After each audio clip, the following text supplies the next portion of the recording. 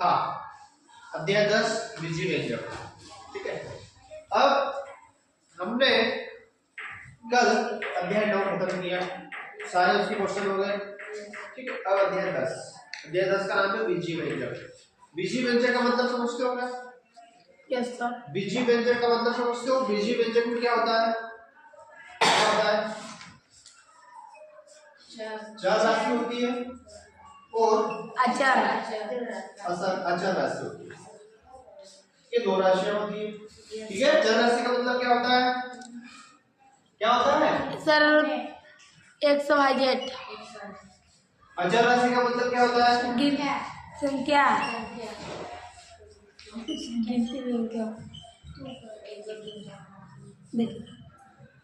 EDC। ठीक है, चर राशि का मतलब समझो।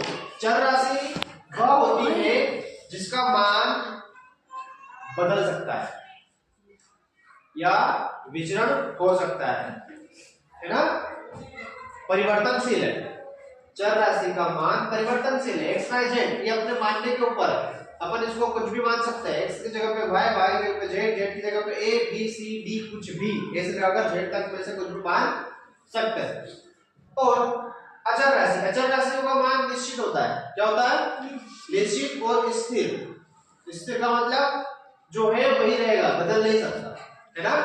संख्याएं होती है एक से लगाकर अनंत तक, इसमें माइनस वाली भी आ गई, प्लस वाली भी आ गई, ठीक है, जीरो भी आ गया। ये सारी संख्याएं होती है अचर राशि। बीजी व्यंजक कैसे बनता है? इन दो राशियों के जोड़ने पर, घटाने पर, गुणा करने पर भाग और भाग करने पर, ये चारों चीज करने पर जो बनेगा उसे कहेंगे बीजी व्यंजक। क्या कहेंगे? बीजी व्यंजक। बीजी व्यंजक। बीजी व्यंजक में पद होते हैं, एक पद, द्विपद, त्रिपद, त्रिपद से ज्यादा बहुपद। ठीक है, एक पद या द्विपद, जैसे समझो एक पद देखो। अब बीजी व्यंजक बना कैसे बना?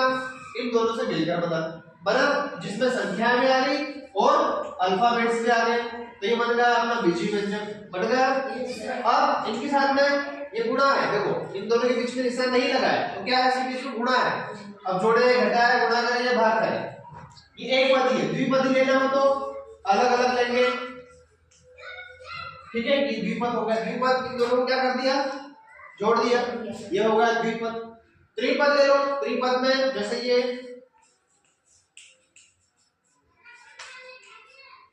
विचार है, ठीक है, ये त्रिपद हो गया। तो ये एक से ज्यादा पद, एक से ज्यादा है ना, कितने पद हो गए? 1 2 3 पद हो गए। त्रिपद भी कह सकता है और बहुपद भी कह सकता है।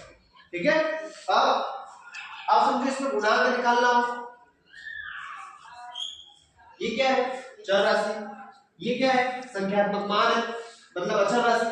तो इन दोनों चीजों का क्या होगा? गुणांक 3 होगा, हो गया ना? Yes sir. 3 हो गया। इसका गुणनखंड क्या होगा? अलग अलग लिख देना तीनों को, गुणनखंड करने का बोला, गुणनखंड कर दिया। सेम ऐसे इसमें कितने पद है? 2 पद है। कितने पद है? 2 पद है ना। इनका गुणनखंड करने का बोले, इनका तीनों को अलग अलग लिख दो। लिख दिया ना, फिर उसमें 3 z, इसको यहाँ पे लिखा, इसको इसका इधर लिख दिया। ठीक है, ये हो गए उनके गुणनखंड हो गए। उनके गुणांक क्या हो जाएंगे? 3 हो गए। ऐसे आप गुणांक ज्ञात कर सकते। ये भी हो गया 3 पद। एक पद से अगर ज्यादा रहेगा तो वह बहुपद कहलाएगा। ये सारे जोड़ने पर, घटाने पर, गुणा करने पर और भाग करने पर चारों अचर राशियों को जोड़, घटा, गुणा, भाग करेंगे तो क्या बनेगा? बीजी व्यंजक बनेगा। बीजी व्यंजक बनेगा ना? समझ में आया? किसी को समझ में नहीं आता तो आप पूछ सकते हो। ठीक है, पूछ सकते हो, बिल्कुल पूछ सकते हो। ठीक है, चलो अब इसी के साथ नंबर 1, अध्याय 10 बीजी व्यंजक का प्रश्न नंबर 1। ठीक है, 5x वर्ग y में अचर है, अब जो पद लिखा हुआ है वो एक पद है कि द्विपद है कि तीन पद है? बोलो, ये एक पद में लिखा है कि द्विपद में है कि त्रिपद में है? बहुपद है? बताओ, दो। सभी बताओ। दो। एक। वेरी गुड, ये एक पदी है। क्या है? एक पदी। उसमें पूछा है कि 5x वर्ग भाय में अचर है। बताओ, चार ऑप्शन दिए गए, x भाय 5 और x वर्ग भाय। इसमें अचर क्या है? 5। सी वाला, ठीक है। अचर वही है। अचर का मतलब क्या होता है? संख्या है ना? अचर का मतलब संख्या है, तो ये अचर राशि वही है 5। ठीक है, वेरी गुड। यही सवाल, यही उत्तर आपका सही है। क्या आएगा आंसर? 5। ठीक है, अगला सवाल नंबर 2। 3x भाई की घात 3 में से x का गुणांक है। x का गुणांक निकालना है आपको। देखो, पहला ऑप्शन है 3x, b 3, c y वर्ग, d 3y की घात 3। इसमें आप बताओ कि x का गुणांक क्या होगा? x का गुणांक मतलब x के साथ में आने वाला क्या होगा? बताओ, चलो बोलते हैं। आएगा इसका, बताओ। डी। बताओ कौन सा? डी वाला। dy की घात 3। ओके, आपका आंसर है राइट। देख रहे हो क्या? Very good.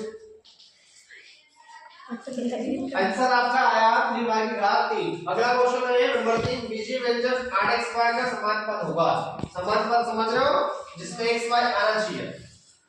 संख्या अलग है तो भी चलेगा, लेकिन जिसमें xy होगा वही समान पद होगा। ठीक है, कौन सा वाला? सी वाला। क्योंकि इसमें xy है, ऊपर में xy है तो इधर भी xy, माइनस निशान कोई मायने नहीं रखता है। संख्या, ठीक है, संख्या दी है, संख्या हो सकता है, कुछ बदल सकता है, माइनस वाली प्लस वाली हो सकती है, लेकिन xy है इसलिए वो समान पद कहलाएगा। ठीक है, इसका आंसर होगा -2xy। ठीक। प्रश्न नंबर 4। यदि आपके पास 100 रुपए है, ध्यान देना, यदि आपके पास 100 रुपए है और आपने उसमें से 10 रुपए अपने भाई को दे दिए, तो आपके पास रुपए बचेंगे। बताओ, आपके पास 100 रुपया है। ए वाला ऑप्शन है 100 रुपया, बी वाला है 10 रुपए, सी वाला है x + 10 रुपए और डी वाला है x - 10 रुपए। सी वाला। गलत जवाब, डी वाला आएगा, क्योंकि आपके पास 100 रुपया है। आपके पास 100 रुपया है और आपने अपने भाई को दिए 10 रुपए, मतलब आपके पास से गए ना उसके पास, तो आपके पास तो माइनस होगा ना, कम होगा कि नहीं? तो क्या आएगा? डी आएगा। आंसर क्या रहेगा? x - 10। अब मेरे पास जगह नहीं, नीचे लिख रहा हूं, x - 10 रुपए। ठीक है, लास्ट वाला क्वेश्चन है नंबर 5 का। यदि किसी वर्ग की एक भुजा x सेंटीमीटर है तो क्षेत्रफल होगा। इसका क्षेत्रफल निकालना है। सी वाला। वर्ग का क्षेत्रफल निकालना है। वर्ग का क्षेत्रफल का सूत्र क्या होता है? भुजा गुणित भुजा। भुजा गुणित भुजा। ये क्षेत्रफल किसका है? वर्ग। वर्ग का क्षेत्रफल का सूत्र होता है। ठीक होता है ना? उसने दे दी है वर्ग की एक भुजा कितनी है? x centimetre. कितनी है? x centimetre. मतलब एक भुजा उसने दे दी है। क्या दे दी? x centimetre. एक भुजा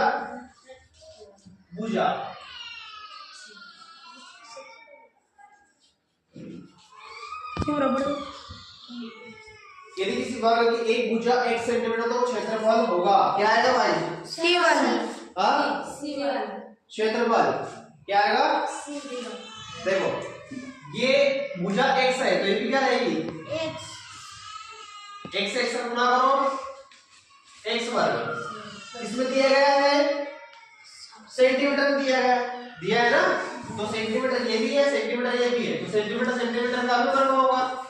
तो क्या आएगा? x वर्ग सेंटीमीटर का वर्ग। कौन सा वाला? सी वाला। आपका आंसर यही होगा, x वर्ग और सेंटीमीटर का वर्ग। ठीक है, ये आपका 5वें का उत्तर रहेगा सी वाला। ठीक है, x वर्ग सेंटीमीटर का भी वर्ग। ठीक, समझ में आया इतना? ओके, चलो इसके बाद अगला सवाल प्रश्न नंबर 6 आपके सामने दिखाई दे रहा है सभी को? ओके, जब a बराबर 0, b बराबर 1, तो a वर्ग माइनस ab माइनस b वर्ग प्लस 2 का मान ज्ञात करना है। ठीक है, अपने पास है a का मान भी है, b का मान भी है, तो हम जहां पर ए दिखे वहां पर 0 रखेंगे, जहां पर बी दिखे वहां पर 1 रखेंगे। ठीक है, यहां पर ए बी है, बस ए बी बी, जहां पर ए दिखे वहां पे 0, जहां पर बी दिखे वहां पे 1। ठीक है, चलो मान रखते हैं, पहले लिख लेते हैं अपन व्यंजक क्या है या समीकरण लिख लो। क्या है, ए वर्ग ए बी माइनस बी वर्ग प्लस 2, इसको 1 दे दिया। ए बराबर क्या है 0, बी बराबर क्या है 1। हाँ ध्यान देना, समीकरण को नाम क्या दिया है 1 में ए और बी के मान रखने पर। ठीक है, समझ में आ रहा है इतना? कुछ नहीं है, साफ साफ जो लिखा है बोर्ड में, जो प्रश्न में लिखा है वही लिख रहा हूं, कुछ भी नहीं लिखा है। समीकरण लिखा है, समीकरण लिखा, नाम उसको दे दिया 1, ए का मान लिखा हुआ है, बी का मान लिखा हुआ है, और मैंने एक समीकरण लिखा है कि समीकरण 1 में इन दोनों के मान रखने पर। ठीक है, समीकरण 1 है ये रहा, इसमें इन दोनों के मान रख देंगे तो उत्तर उसका आ जाएगा। ठीक है, जहां पर ए दिखे वहां पर 0 रखेंगे, जहां पर बी दिखे वहां पर 1 रखेंगे। ठीक है, ए के जगह क्या है, इस समीकरण में मान रखना है, मैं ये बोलूंगा आपको मान बोलना है। ओके, ए वर्ग, अरे 0 का आप बोलो ना, 0 का वर्ग मान बोलना है, मतलब ये मान बोलना है, बराबर के आगे वाले बोलना है। ए वर्ग ठीक है दिया, ठीक है, ए का बराबर, ए बराबर क्या है 0, 0 का वर्ग माइनस का माइनस, ए की जगह पे 0, बीच में कुछ नहीं है तो गुणा का निशान, b बराबर 1 माइनस का माइनस, b बराबर 1 और ऊपर वर्ग लगाया तो वर्ग, प्लस का प्लस, 2 का 2। समझ में आया? Yes sir. a की जगह पे 0 रखा, वर्ग है तो वर्ग लगाया, माइनस का माइनस, a की जगह पे 0, बीच में गुणा है तो नहीं है तो गुणा लगाया, b की जगह पे 1 माइनस का माइनस, b की जगह पे 1 रखा और वर्ग का वर्ग लगाया, धन का धन और 2 का 2। कुछ किया क्या, बस ए और बी के मान रखे। अब हल करना है, 0 का वर्ग कुछ नहीं होता है, 0 ही होगा, माइनस का माइनस, 0 का गुणा 1 के साथ में करेंगे तो 0, माइनस का माइनस, 1 का वर्ग 1, प्लस का प्लस, 2 का 2। ठीक है, 0 और 0 घटाओ तो 0 खत्म, ये दोनों खत्म हो गए, अभी माइनस का बचा और ये प्लस का बचा है। माइनस प्लस बचा है तो क्या होगा, माइनस प्लस क्या होगा, माइनस होता है, 2 में से 1 जाएगा कितना बचेगा 1। तो ये आपका उत्तर हुआ।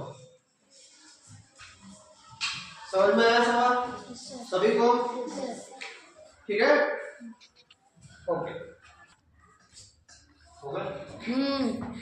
अगला सवाल, सवाल नंबर 7, ऐसे 3 व्यंजक लिखिए जिनमें से प्रत्येक में 3 पद हो। आपको 3 व्यंजक भी लिखना है और हर एक व्यंजक में 3-3 पद होना चाहिए। 3 व्यंजक लिखना है और एक पद में 3 पद होना चाहिए और दूसरे पद में भी 3 पद होना चाहिए, तीसरे पद में भी 3 पद होना चाहिए। 3 व्यंजक लिखना है, ठीक है, 3 व्यंजक लिखना है।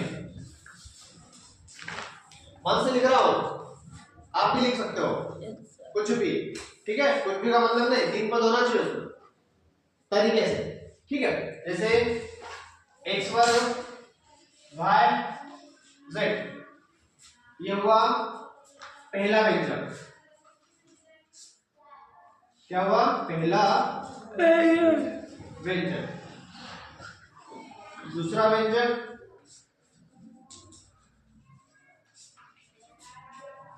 क्या लिखेंगे, 4xy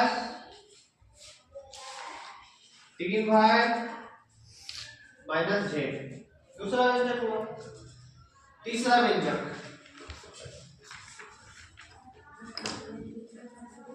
जिसे सवाल खत्म हो जाए तो रोक देना, है ना। तीसरा व्यंजक लिख रहा हूं, xy zx और yz x। ठीक है, ये 3 व्यंजक हो गए। एक व्यंजक, 2 व्यंजक, 3 व्यंजक, हर एक व्यंजक में 3-3 पद है, एक पद, 2 पद, 3 पद, एक पद, 2 पद, 3 पद, एक पद, 2 पद, 3 पद। ठीक है, 3 व्यंजक, 3-3 पद। ठीक, सवाल नंबर 8वां, नीचे दिए गए व्यंजकों में पदों और उनके गुणनखंडों को छाटिए। पद छाटना है और पदों के गुणनखंडों को छाटना है ना। सवाल दो दिए हैं, एक और दो। ठीक है, सवाल नंबर पहला, पहले पद लिख लेते हैं। ठीक है, पदों को छाटना है तो ये 4x पहला पद हो गया, कोमा लगा है -3xy, ये दूसरा पद हो गया। हो गया, हो गया ना। चलो अब इसमें क्या निकलना है, गुणनखंड बोला है क्या, गुणनखंड छाट देते हैं। पहले वाले में देखो 4 है, कोमा लगाओ, x कितनी बार है, 2 बार है ना, 2 बार है ना। ये हो गया दूसरा वाला, -3, फिर x है, फिर y हो गया। पद भी मैंने छाट दी, 2 पद है, गुणनखंड भी छाट दी, इसके अलग अलग और इसके भी अलग अलग। दूसरे वाले का करते हैं, पहले लिखते हैं पद, कितने पद है इसमें, 1 2 3 पद है ना। 4 p वर्ग q, ठीक, कोमा लगाओ, -3 p q वर्ग है ना 5। अब छाटते हैं गुणनखंड, 4 p कितनी बार है, 2। वेरी गुड, फिर 3 कोमा p q कितनी बार है, 2।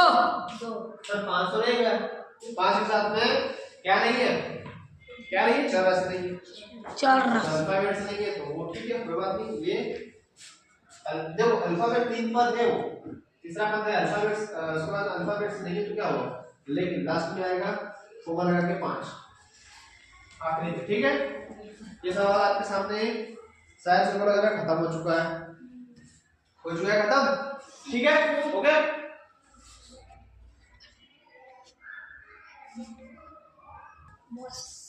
अगला सवाल, प्रश्न नंबर 9, किसी आयत की लंबाई 2x धन y है सेंटीमीटर में, ठीक है, तथा चौड़ाई 3x सेंटीमीटर है।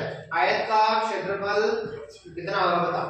आप सभी को पता है कि आयत का क्षेत्रफल का सूत्र क्या होता है, लंबाई गुणित चौड़ाई। Very good. तो जो दिया है वो लिख लेते हैं और जो ज्ञात करना होता है उसे क्वेश्चन मार्क के साथ में लिखते हैं। ठीक है, हल दिया क्या है, तो सर लंबाई दी है ना, लंबाई बताओ कितनी है, 2x बराबर y सेंटीमीटर है ना, 2x धन y सेंटीमीटर। चौड़ाई क्या है, सर 3x सेंटीमीटर है ना। ज्ञात क्या करना है,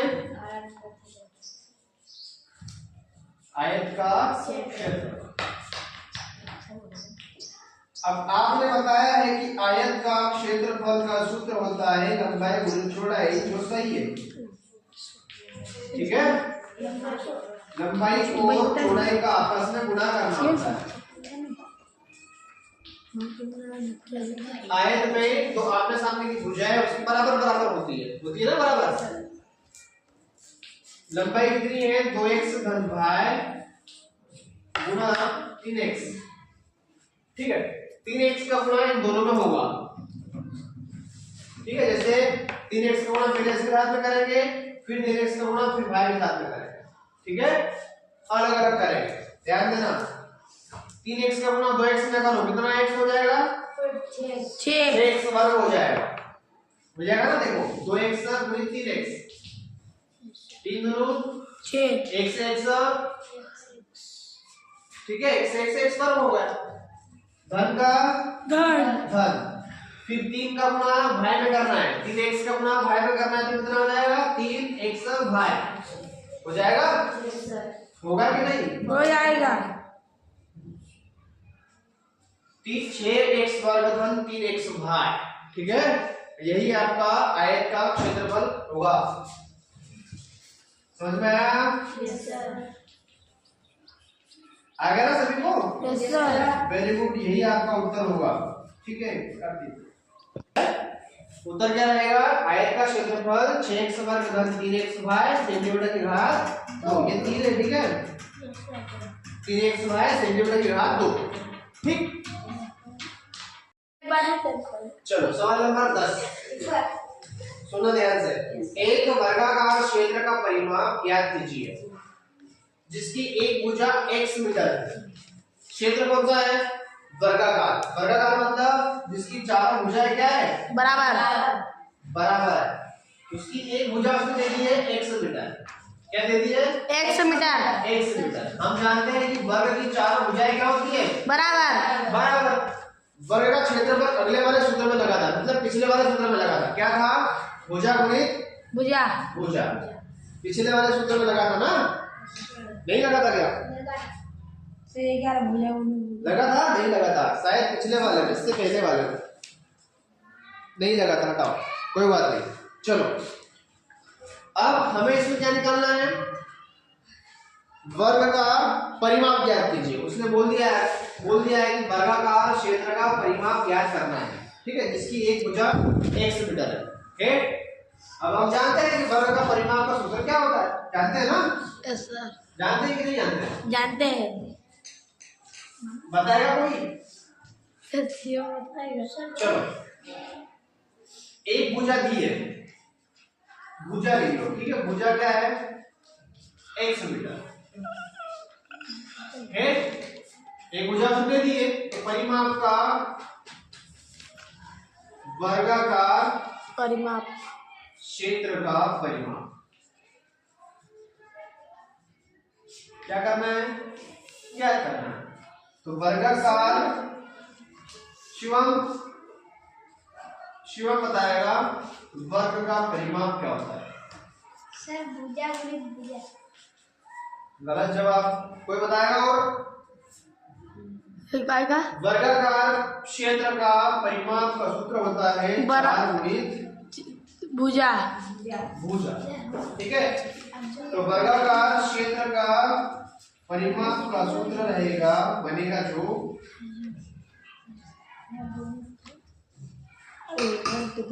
बताओ, भुजा बराबर क्या माना है? माना नहीं है, मतलब दिया गया है 100 मीटर। क्या है? x है। 4 तो भुजा है, 1 2 3 4 है। भुजा क्या है? x। 4 गुणित x, तो क्या आ जाएगा? 4x metre. क्या हो जाएगा?